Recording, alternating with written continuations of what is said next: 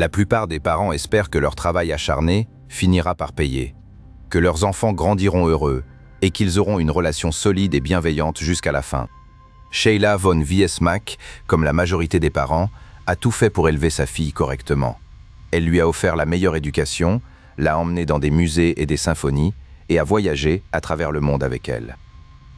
Quand les choses ont mal tourné, elle n'a pas abandonné. Même quand sa fille l'a frappée, lui a brisé des os, lui a volé de l'argent, elle a continué d'essayer. La police a été appelée à son domicile des dizaines de fois en moins d'une décennie. Et pourtant, elle croyait encore que les choses allaient s'arranger. En août 2014, elle a emmené sa fille à Bali, un complexe de luxe, des vols en première classe, une dernière tentative pour réparer ce qui était brisé entre elles. Une semaine plus tard, son corps a été retrouvé enfoncé dans une valise, dans le coffre d'un taxi. Voici le meurtre de la valise de Bali. Bienvenue sur les Chroniques du Mal. Le 12 août 2014, un chauffeur de taxi au complexe Saint-Régis de Bali attendait le retour de ses passagers. Un jeune couple américain l'avait arrêté devant l'hôtel. Ils avaient chargé une valise rigide argentée dans son coffre, posé 2 sacs sur la banquette arrière et lui avaient dit d'attendre. Puis, ils étaient retournés dans l'hôtel et n'étaient jamais revenus. 2 heures ont passé. Le chauffeur est entré dans l'hôtel pour trouver le personnel. Ensemble, ils sont allés dans les chambres des passagers. Elles étaient vides. Quand ils sont retournés au taxi et ont ouvert le coffre, ils ont vu du sang s'infiltrer à travers les coutures de la valise. Le chauffeur s'est immédiatement rendu au commissariat. À l'intérieur de cette valise, enveloppée dans la literie de l'hôtel, se trouvait le corps de Sheila von Wiesemak, 62 ans. Son visage était sévèrement battu. Elle avait des fractures faciales, des blessures défensives sur les mains et des doigts cassés. L'examen médico-légal a déterminé qu'elle était morte de traumatismes contondants à la tête et au visage, combinés à une asphyxie. Le jeune couple qui avait chargé cette valise dans le taxi était Heather Mack, la fille de Sheila âgée de 18 ans, et Tommy Schaefer, le petit ami de Heather, 21 ans.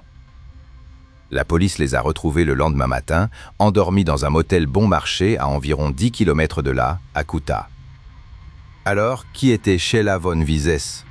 Elle est née en 1952 à Minneapolis et a grandi à Grosse Pointe, dans le Michigan. Elle a étudié au Simmons College à Boston, où elle s'est spécialisée en sciences politiques. Après ses études, elle a travaillé pour le sénateur Ted Kennedy, effectuant des recherches et diverses tâches courantes dans le monde politique. Elle a ensuite obtenu un MBA à l'Université de Washington à Saint-Louis et a travaillé pour l'éditeur Doubleday. Ses amis la décrivaient comme excentrique, brillante et généreuse. Elle était très cultivée et avait poursuivi plusieurs diplômes avancés tout au long de sa vie. Elle était mécène des arts, organisait des concerts dans son jardin et était profondément impliquée dans la communauté culturelle et philanthropique de Chicago. À 40 ans, Sheila est tombée enceinte. En 1995, elle a donné naissance à son unique enfant, Heather. Sheila était mariée à James L. Mack, un musicien de jazz éminent et compositeur qui avait travaillé avec des musiciens et des orchestres renommés, tant à Chicago qu'à l'international. James Mack était nettement plus âgé que Sheila. Il était né en 1929. La famille vivait à Oak Park, une banlieue aisée de Chicago. En 2001, la famille a fait une croisière Royal Caribbean. Pendant le voyage, James a subi une grave blessure au pied. Selon les documents judiciaires, il n'a pas reçu de traitement médical adéquat du médecin du navire, ce qui a entraîné une paralysie partielle. Il s'est retrouvé confiné à un fauteuil roulant et nécessitait des soins constants. La famille a intenté un procès contre Royal Caribbean. James Mack est décédé en août 2006 à l'âge de 76 ans alors que la famille était en vacances en Grèce. Il a signé son testament seulement 5 jours avant sa mort. Le testament stipulait que sa succession était destinée uniquement à subvenir aux besoins de Heather. La succession de James Mack n'était pas importante au départ. Il avait laissé un appartement à Chicago d'une valeur d'environ 150 000 $ et un compte bancaire contenant environ 1 800 $. L'argent réel est venu plus tard. En février 2011, un juge du comté de Cook a approuvé un règlement de 1,5 million de dollars dans le procès vieux de 10 ans contre Royal Caribbean. Sheila a reçu environ 340 000 $ immédiatement après les frais d'avocat. 500 000 $ supplémentaires sont allés à la succession de James Mack. En juin 2011, un juge a autorisé Sheila à se verser les 500 000 $ restants en tant que seule bénéficiaire de la succession.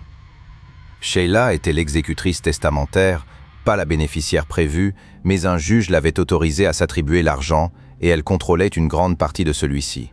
Au moment de sa mort, Sheila contrôlait un fonds fiduciaire d'environ 1,56 million de dollars. Selon les termes du fonds, Heather recevrait de petits versements annuels jusqu'à ses 30 ans, puis le solde restant. Cela aurait dû être simple, mais la relation entre Sheila et Heather n'était pas simple du tout. Mark Bacharach, un ami proche depuis 25 ans, a déclaré plus tard aux journalistes que plusieurs amis avaient dit à Sheila de mettre Heather à la porte. Elle traînait avec des gens peu fréquentables, mais Sheila la reprenait toujours. Elle pouvait être charmante et d'une douceur désarmante une minute, puis un petit monstre vicieux la suivante, a dit Bacharach à propos de Heather. La relation entre Sheila et Heather n'était pas normale, elle était violente, et elle était violente depuis des années. Entre janvier 2004 et juin 2013, la police a été appelée au domicile des Mack 86 fois en 9 ans. Les appels impliquaient des allégations de violence physique, de vol et de signalement de personnes disparues, la mère et la fille appelant la police l'une contre l'autre. Et la violence n'a fait que s'aggraver à mesure que Heather grandissait. En janvier 2010, Heather a frappé la cheville déjà cassée de sa mère et a été accusée d'avoir volé $1000. En février 2011, Heather a cassé le bras de sa mère, puis elle a arraché le cordon du téléphone pour empêcher Sheila d'appeler le 911. En juillet 2011, Heather a de nouveau menacé sa mère. En novembre 2012, Heather a mordu sa mère, laissant un bleu. Malgré tout, Sheila a refusé de laisser la police photographier la blessure. Mais d'où venait cette violence ? Il y avait des allégations selon lesquelles James Mack avait été verbalement et physiquement violent envers Sheila avant sa mort, parfois devant Heather. Selon des personnes qui connaissaient la famille, Heather disait à sa mère « Eh bien, papa te fait la même chose, alors je peux le faire aussi ». Le sergent de police d'Oak Park, Rasul Felin, qui a traité directement avec la famille, a depuis parlé de la façon dont cette affaire mettait en lumière une faille dans le système. La violence d'un enfant envers un parent est une forme de violence domestique souvent non reconnue. Et malgré les 86 appels à la police, la violence n'a fait que s'aggraver. Heather a fréquenté le lycée d'Oak Park et River Forest, mais a quitté l'école au cours de sa 3e année, en 2013. On la décrivait comme une danseuse talentueuse avec un côté rebelle. Au lycée d'Oak Park, Heather a commencé à sortir avec Tommy Sheffer, un rappeur sans emploi qui se faisait appeler Mr. X ou Tommy X. Tommy avait abandonné ses études au Columbia College pour se consacrer à sa musique. Le professeur qui l'avait eu là-bas a dit qu'il voyait du potentiel chez Tommy, mais que Tommy n'avait pas un foyer stable. Il dormait de canapé en canapé chez ses amis. Tommy avait aussi un casier judiciaire. Il y avait un mandat d'arrêt en cours contre lui depuis février 2013, émis après qu'il ne se soit pas présenté au tribunal pour une accusation de possession de marijuana dans l'Indiana. Sheila, comme on pouvait s'y attendre, n'approuvait pas la relation. Elle a vendu la maison familiale à Oak Park pour $650 000 et a déménagé avec Heather dans un appartement en hauteur dans le quartier Gold Coast de Chicago. Mais ce déménagement n'a rien changé. Heather a continué à voir Tommy. Non seulement ils ont continué à se voir, mais Heather est tombée enceinte de Tommy. Selon son avocate de la défense, c'était la 3e grossesse de Heather. L'avocate a affirmé que Sheila avait fait pression sur Heather pour interrompre 2 grossesses précédentes et cherchait à obtenir une procuration sur sa fille pour forcer un 3e avortement. En juillet 2014, quelques semaines avant le voyage à Bali, il y a eu un autre incident. La police a trouvé Heather et Tommy en train de faire la fête avec 7 autres personnes dans une chambre du Conrad Chicago Hotel. Sheila avait signalé que sa carte de crédit était utilisée sans son autorisation. Le couple avait accumulé près de $1000 de frais. Malgré tout, Sheila a décidé de partir en vacances à Bali avec Heather en août 2014. Un ami a dit qu'elle considérait ce voyage comme une chance de prendre un nouveau départ dans leur relation. Le 2 août 2014, Sheila et Heather ont embarqué dans un avion à l'aéroport international ORE et ont volé en première classe vers l'Indonésie. Elles se sont installées au Saint-Regis Bali Hotel à Nusa Dua, l'un des hôtels les plus exclusifs de l'île. Mais le voyage était déjà compromis. Heather avait volé la carte de crédit de sa mère et l'avait utilisée pour réserver un billet en classe affaires pour que Tommy les suive à Bali.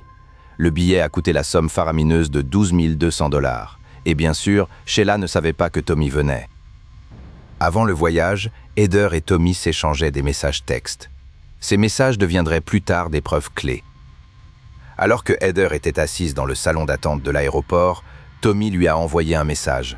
« J'ai trop hâte d'être riche. » Sérieusement, j'ai trop hâte. Je suis trop excité. Genre, je pense à des styles de vie de luxe. Heather a répondu « Mort de rire, je suis dans le salon là. Je t'aime. Je vais embarquer. » Les deux se comparaient à Bonnie et Clyde. Dans un autre échange, Heather a écrit « Je sais ce qui fait réagir les gens. La sorcière.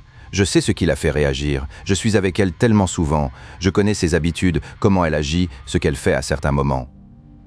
C'est comme s'évader de prison. Ça prend plusieurs années d'observation. J'ai observé sa routine et je sais ce que je contrôle. Je suis rusée, je suis intelligente et j'observe. Fais confiance à Bonnie. Ne fais pas l'erreur de tout le monde et ne me sous-estime pas. » Même si Sheila ne connaissait pas ces messages et ne savait pas que Tommy était en route, elle a senti que quelque chose n'allait pas presque immédiatement. Le 5 août, elle a envoyé un email à un ami. « J'ai peur d'elle et je crains de n'aurait pas dû venir ici. » Le 8 août, 4 jours avant sa mort, Sheila a envoyé un autre email à son ami, se plaignant que Heather avait disparu de l'hôtel depuis 4 heures. Elle a écrit qu'elle avait peur, bien que l'ami ne sache pas si sa peur concernait sa propre sécurité ou celle de sa fille. Tommy est arrivé au Saint-Régis aux premières heures du 12 août. Le personnel de l'hôtel a remarqué qu'il s'était enregistré dans une chambre séparée qui était facturée au compte de Sheila, sans son autorisation. Quand le personnel a montré à Sheila une photocopie du passeport de Tommy pour l'identifier, elle a réagi avec stupeur. « Ce voleur de Tommy Schaefer est ici », a-t-elle dit, surprise. Elle a demandé comment il comptait payer la chambre de luxe. Les images de vidéosurveillance des premières heures du 12 août montrent Sheila dans le hall de l'hôtel, en panique. Elle était affolée parce que Heather avait disparu. Le personnel de sécurité se préparait à fouiller le complexe quand Heather est soudainement apparue dans le hall. Mère et fille se sont disputées. Plus tard dans la matinée, les images montrent Sheila ayant une autre dispute avec Tommy dans le hall de l'hôtel. Un employé de l'hôtel a entendu Sheila dire à Heather qu'elle et Tommy feraient face à des poursuites à Chicago pour la fraude à la carte de crédit. Et c'est la dernière fois que Sheila von Wiesemak a été vue vivante. Heather et Tommy n'avaient pas seulement échangé des textos romantiques. Ils planifiaient le meurtre de Sheila depuis des mois, et ils n'étaient pas seuls. Le cousin de Tommy, Robert Bibbs, faisait partie du complot. Avant le voyage à Bali, les trois s'étaient rencontrés au domicile de Bibbs à Chicago pour discuter du meurtre de Sheila. Heather avait offert 50 000 $ à Tommy pour le faire. Bibbs s'attendait à recevoir une part de l'héritage. Le jour du meurtre, Tommy et Bibbs ont échangé des textos. Quand Tommy a dit que Heather avait déjà essayé et échoué à tuer sa mère, Bibbs a suggéré des méthodes comme la noyade et l'étouffement. Dans un message, il a écrit « Va t'asseoir sur son visage avec un oreiller ».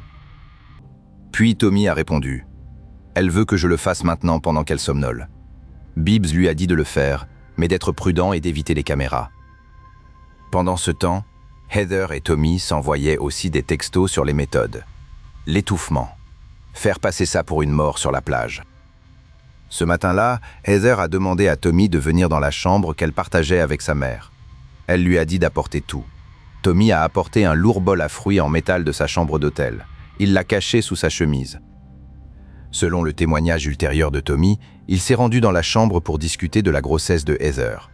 Il a affirmé que la conversation s'est envenimée quand Sheila a exigé que Heather se fasse avorter, menaçant de nuire au bébé à naître si elle ne le faisait pas. Tommy a prétendu que Sheila l'a alors saisi à la gorge et l'a étranglé pendant environ 30 secondes. Il a dit qu'il ne pouvait plus respirer. Le sang lui montait à la tête et ses yeux se sont remplis de larmes. Il a dit qu'il a attrapé le bol à fruits avant qu'elle ne puisse le faire. « J'étais en colère. J'ai pris le bol à fruits et je l'ai frappé », a témoigné Tommy en pleurant. Il a dit qu'il ne se souvenait pas du nombre de coups qu'il avait portés. Cette allégation de légitime défense a ensuite été contredite par de nombreuses preuves de préméditation, y compris les mois de messages textes planifiant le meurtre. Ce qui est certain, c'est que Tommy a battu Sheila à mort avec la poignée métallique du bol à fruits. Le passage à tabac a été brutal. Le tribunal indonésien chargé de l'affaire a plus tard qualifié les actes de Tommy de sadiques. Heather était présente pendant le meurtre. Selon les preuves présentées lors de son procès fédéral américain, Heather a maintenu sa main sur la bouche de sa mère pendant que Tommy la battait. Les preuves médico-légales montrant les blessures défensives sur ses mains et ses doigts cassés ont montré que Sheila s'est battue désespérément pour sa vie. Après que Sheila a cessé de respirer, Tommy a dit qu'il avait essayé de lui faire du bouche à bouche. Il a dit qu'il tremblait et qu'il avait peur. Il a même prétendu avoir essayé d'appeler le 911 sur son portable avant de réaliser qu'il n'était pas aux États-Unis. Heather aurait couru dans la salle de bain en panique, y restant environ 3 minutes avant de revenir et d'essayer de ranimer sa mère. Mais Sheila était déjà morte. Le couple devait alors décider quoi faire du corps. Ils ont enveloppé le corps de Sheila dans la literie de l'hôtel. Ils ont pris une valise dans la chambre, mais elle était trop petite. Le corps de Sheila ne rentrait pas. Heather s'est assise sur la valise pour aider à comprimer le corps de sa mère pendant que Tommy forçait la fermeture. Les images de vidéosurveillance les montrent en train de tirer la valise à travers le hall poli du Saint-Régis, devant d'autres clients, et par l'entrée principale. Ils l'ont chargé dans le taxi. Leur plan était de laisser le corps et de fuir. Mais quand le chauffeur de taxi a refusé d'accepter la course sans eux dans la voiture, ils ont paniqué et se sont enfuis au motel Bon Marché de Kuta. La police les a arrêtés là le lendemain matin. Quand la police a d'abord interrogé Heather et Tommy, ils ont raconté une histoire de braqueurs armés. Ils ont prétendu que des assaillants masqués avaient envahi leur chambre d'hôtel, les avaient pris en otage et avaient tué Sheila. Ils ont dit avoir réussi à s'échapper. Mais cette histoire s'est effondrée immédiatement. Il n'y avait aucune preuve d'effraction. La vidéosurveillance de l'hôtel ne montrait aucun intrus. Elle ne montrait que Heather et Tommy traînant calmement la valise à travers le hall. Le 15 août, les deux ont été formellement désignés comme prisonniers en vertu de la loi indonésienne. Le 20 août, un test urinaire a confirmé que Heather était enceinte. Les premières spéculations suggéraient qu'elle simulait la grossesse pour être renvoyée chez elle, mais la grossesse était réelle. Le 19 septembre, Tommy a admis avoir tué Sheila. Heather a admis avoir aidé à mettre le corps dans la valise. Les preuves médico-légales de la chambre d'hôtel étaient considérables. Des projections de sang, des empreintes digitales et des signes de lutte violente ont été documentés dans toute la suite. L'arme du crime, le bol à fruits en métal avec sa lourde poignée, a été récupéré. Mais les preuves les plus accablantes étaient numériques. La police a analysé les téléphones de Heather et Tommy. Ils ont trouvé des mois de messages textes détaillant le complot. Les messages échangés le jour du meurtre, discutant des méthodes et du timing. Les communications avec Robert Bibbs. Les enquêteurs ont aussi découvert que Heather avait utilisé la carte de crédit de sa mère pour réserver le vol de Tommy. Elle avait aidé le meurtrier de sa mère à se rendre sur la scène du crime. Et le mobile était clair, le fonds fiduciaire de 1,56 million de dollars. En janvier 2015, les procureurs indonésiens ont inculpé Heather et Tommy de meurtre avec préméditation. Tous deux risquaient la peine de mort par peloton d'exécution. Tommy a plaidé la légitime défense, affirmant que Sheila l'avait attaqué en premier. Les avocats de Heather ont reconnu qu'elle était présente, mais ont soutenu qu'elle n'avait pas participé au meurtre et qu'elle avait subi des années de maltraitance de la part de sa mère. Le 21 avril 2015, les deux ont été déclarés coupables. Tommy a été condamné à 18 ans de prison. Le juge a qualifié ses actes de sadiques, mais a dit que son comportement poli au tribunal lui avait valu une peine plus légère. Heather a été condamnée à 10 ans. Les juges ont fait preuve de clémence parce qu'elle avait donné naissance à une fille, Stella, en prison quelques semaines seulement avant le verdict. La peine de mort était sur la table. Aucun des deux ne l'a reçue. Les amis de Sheila étaient déçus, mais ce n'était pas la fin. Le FBI construisait une affaire au pays. En septembre 2015, Robert Bibbs a été arrêté à Chicago pour complot en vue de commettre le meurtre à l'étranger d'une citoyenne américaine. Le FBI avait trouvé ces messages textes sur les téléphones de Heather et Tommy. Dans un message à sa petite amie avant le meurtre, Bibbs avait écrit « Bébé, on va être riche. Retiens bien ces mots. » Lors du prononcé de la peine, Bibbs s'est excusé, affirmant qu'il buvait beaucoup et ne s'attendait jamais à ce qu'il passe réellement à l'acte. La juge n'a pas été convaincue. C'est glaçant que quelqu'un qui avait toutes les chances d'intervenir et d'empêcher un meurtre violent n'ait en fait rien fait de la sorte, a-t-elle dit. Bibbs a écopé de 9 ans. Heather a donné naissance à sa fille, Stella, le 17 mars 2015, en attendant son verdict. En vertu de la loi indonésienne, le bébé pouvait rester avec elle à la prison de Kerobokan jusqu'à l'âge de 2 ans. Quand Stella a eu 2 ans en mars 2017, une bataille pour la garde a éclaté. La mère de Tommy, Kia Walker, a demandé la tutelle dans l'Illinois. Heather a dit qu'elle voulait que Stella reste à Bali pour qu'elle puisse encore la voir. Un juge du comté de Cook a rejeté la demande de Walker, estimant qu'il ne pouvait accorder la tutelle sans le consentement des deux parents. Stella est allée chez O'Shar Sartama, une Australienne mariée à un Balinais qui s'était liée d'amitié avec Heather pendant le procès. Heather a fondu en larmes quand est venu le moment de confier sa fille, mais elle croyait que c'était le bon choix. Heather a bénéficié d'une réduction de peine de 34 mois pour bonne conduite. Le 29 octobre 2021, après seulement 7 ans, elle a été libérée. Elle voulait rester en Indonésie pour Stella, disant que c'était plus sûr que Chicago. Mais l'immigration a dit non. Son visa avait expiré. Elle et Stella, toutes deux citoyennes américaines en vertu de la loi indonésienne, ont été expulsées immédiatement. Alors que l'avion de Heather approchait Doha le 3 novembre 2021, un acte d'accusation fédéral l'attendait, déposé en 2017 et maintenu sous scellé. Il inculpait Heather et Tommy de complot, en vue de commettre un meurtre et d'obstruction à la justice pour avoir caché le corps de Sheila dans une valise. Des agents fédéraux l'attendaient. Quand Heather a atterri, elle a été arrêtée. Stella, 6 ans, a été prise en charge et placée sous la tutelle d'une avocate désignée par le tribunal, Vanessa Favia. Heather a plaidé non coupable. Elle risquait la prison à vie. Cette fois, elle n'était pas jugée comme complice. Elle était jugée comme co-conspiratrice à part entière, en vertu du principe juridique selon lequel les Américains peuvent être poursuivis pour le meurtre d'autres Américains à l'étranger quand le complot a été formé sur le sol américain. La bataille pour la garde de Stella a continué. 4 personnes ont demandé la tutelle. Kia Walker, Lisa Hellman, la cousine de Heather du Colorado, Diana Rogue Ellis, une Californienne prétendant être la meilleure amie de Sheila, et O'Shar Sartama. Des allégations circulaient selon lesquelles certaines parties voulaient exploiter Stella pour des livres ou des émissions de télévision. En février 2023, la juge Stephanie Miller a accordé la tutelle à Lisa Hellman. Elle a dit vouloir s'assurer que Stella ne serait pas utilisée comme un pion ou exploitée de quelque manière que ce soit. En juin 2023, Heather Mack a changé son plaidoyer. Elle a plaidé coupable d'un chef de complot en vue de tuer une ressortissante américaine. Au terme de l'accord, elle risquait un maximum de 28 ans de prison. Les procureurs ont recommandé 28 ans. Ses avocats ont demandé 15 ans avec crédit pour les 7 ans déjà purgés en Indonésie. Le 17 janvier 2024, Heather Mack s'est présentée pour le prononcer de sa peine devant le juge fédéral Matthew Kenney à Chicago. Heather, vêtue d'une combinaison orange, est restée en grande partie impassible pendant la déclaration de son oncle. Mais quand est venu son tour de parler, elle s'est excusée en pleurant. « Ça me brise le cœur de t'entendre pleurer », a-t-elle dit à sa tante Debbie. « Il n'y a aucune excuse pour avoir tenté de lui faire du mal. Peu importe quelle était ma relation avec ma mère me manque et je l'aime. » Heather Mack a été condamnée à 26 ans de prison fédérale. Elle a également été condamnée à payer 262 000 $ de dédommagement et une amende de 50 000 $.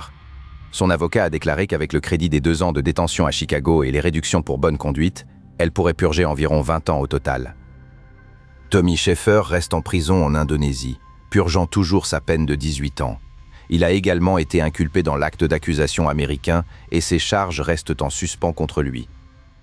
Le fonds fiduciaire pour lequel Heather a tué les 1,56 million de $, a finalement été réglé en 2018. La bénéficiaire est Stella. Stella, maintenant âgée de 10 ans, est toujours élevée par Lisa Hellman au Colorado. Quant à Sheila von Wiesmack, elle a passé toute sa vie à essayer d'être une bonne mère. Elle a eu Heather à 40 ans. Après des années à vouloir un enfant, elle a essayé d'élargir les horizons de sa fille en l'emmenant dans des musées, à la symphonie, à l'opéra.